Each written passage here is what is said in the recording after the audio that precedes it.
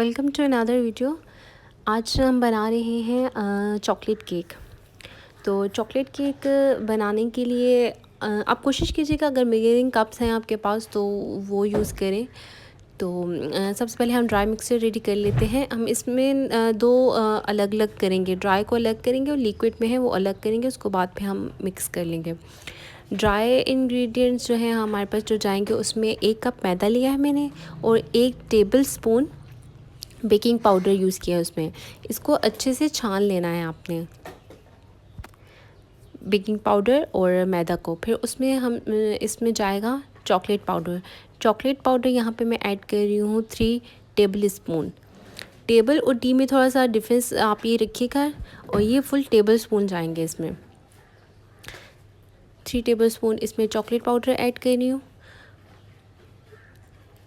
और 1 चुटकी इसमें जाएगा नमक। इन दोनों को भी अच्छे से छान लेना है।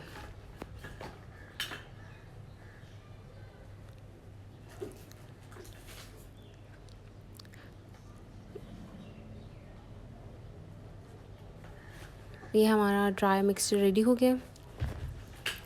इसको मिक्स कर लेंगे अच्छे से मिक्स करके इसको साइड पे कर लेंगे। और उसके बाद हम तैयार कर लेंगे दूसरा मिक्सचर। उसमें अच्छा, लिक्विड के लिए जो भी हम चीज़ें यूज़ कर रहे हैं, पानी, दूध, अंडा, ये सब चीज़ें जो है वो रूम टेम्परेचर पे होनी चाहिए। लाइक ऐसा नहीं कि दूध ठंडा इसमें जा रहा हो, अंडा ठंडा जा रहा हो, तो इस तरह से नहीं। ये सारी चीज़ें रूम टेम्परेचर की ही होनी चाहिए। तो उसमें 1 कप मैंने चीनी ली है। इसमें 1 कप चीनी जाएगी, पर मैंने थोड़ा सा मीठा कम डाल रही हूँ इसमें। तो आप मैं उस हिसाब से थोड़ी सी मैंने चीनी कम कर दी है। तो 1 अंडा इसमें शामिल किया है। उसके बाद इसमें दूध, 1 कप दूध ही शामिल किया और 1 कप ही पानी इसमें शामिल किया। पानी गर्म शामिल किया है इसमें, और दूध भी जो है वो थोड़ा सा मतलब ठंडा नहीं होना चाहिए। ऐसे या रूम टेम्परेचर पे कर लें या इसको हल्का सा गर्म कर लें, वो इसमें शामिल किया है। और साथ में ही 1 कप ऑयल किया है, और इन सब चीज़ों को अच्छे से मिक्स कर लेना है कि शुगर भी डिज़ोल्व हो जाए और बाकी ऑयल और एग, दूध, पानी, ये सब अच्छे से आपस में मिक्स हो जाए। आप इसको बीटर से भी बीट कर सकते हो, पर यहाँ पे मैं विस्क का यूज़ कर रही हूँ। विस्क से ही मैं इसको कर लूँगी। और इसमें 4 to 5 ड्रॉप्स जो हैं वो वनीला एसेंस के मैं शामिल कर रही हूँ। इसको भी अच्छे से मिक्स कर लेंगे। अब ये दोनों मिक्सचर रेडी हैं। तो ये जो एग वाला मिक्सचर आपने बनाया है, दूसरा लिक्विड वाला, इसको बना के रखना नहीं है। इसको फ़ौरन ही मतलब आपने तैयार करना है और साथ साथ इसमें फिर शामिल कर देना है। इसमें अब थोड़ा थोड़ा करके हम शामिल करेंगे और इसको इस तरह से बस विस्क की ही मदद से मिक्स करते जाएंगे।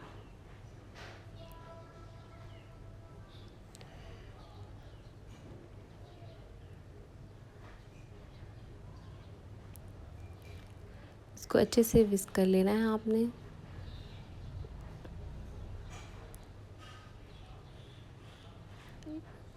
ये हमारा अब जो है वो बैटर केक का रेडी हो चुका है। अब हम अपना पैन तैयार कर लेंगे। पैन के लिए मैं लूँगी एक बटर पेपर लगा दूँगी इसमें।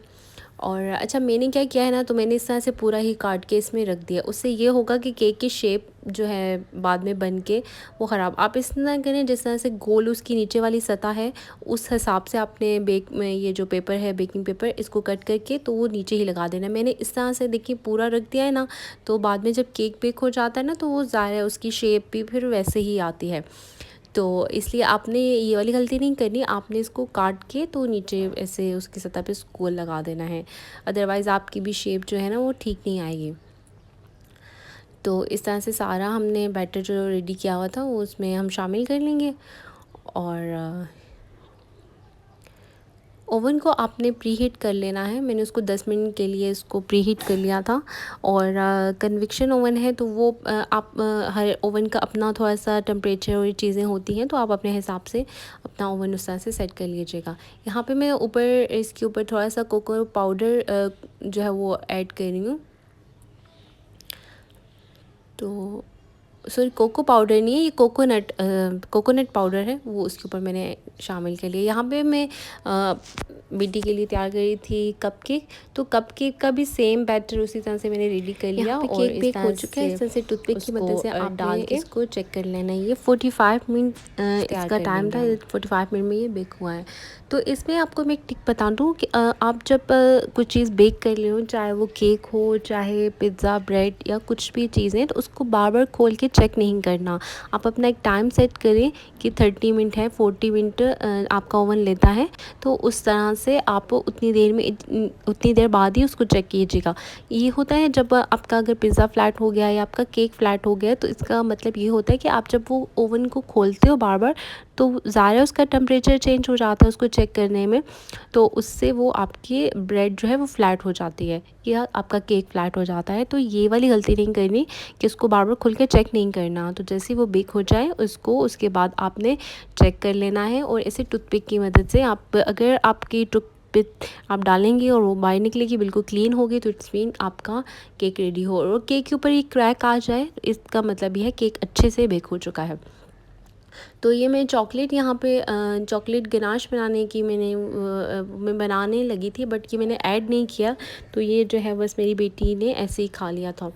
तो है ये इसकी रेसिपी मैं आपके साथ कभी शेयर करूँगी। डबल बॉयलर मेथड के साथ ये चॉकलेट को मेल्ट करके उसमें फिर क्रीम ऐड करके और 2 टेबलस्पून मिल्क ऐड करके, तो उसको अच्छे से मिक्स करके, तो ये हमारी चॉकलेट गनाश रेडी हो जाती है। तो आप उसके ऊपर चॉकलेट केक के ऊपर इसको स्प्रेड कर सकते हैं। तो ये हम यहाँ पे बस वो रेडी कर लेंगे, बट जो कि मैंने बाद में इसको शामिल नहीं किया।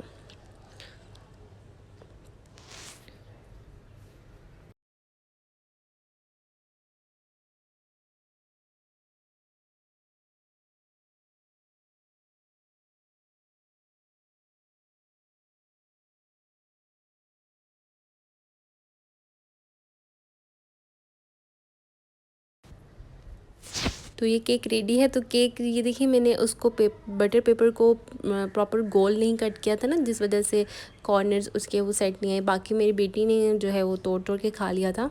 तो है ये ऊपर जो वाइट वाइट नज़र आ रहा है, ये आप कोकोनट पाउडर जो हमने ऐड किया था कि वो है। बाकी केक बहुत ही सॉफ्ट और स्पॉन्जी बना है, यू कैन सी।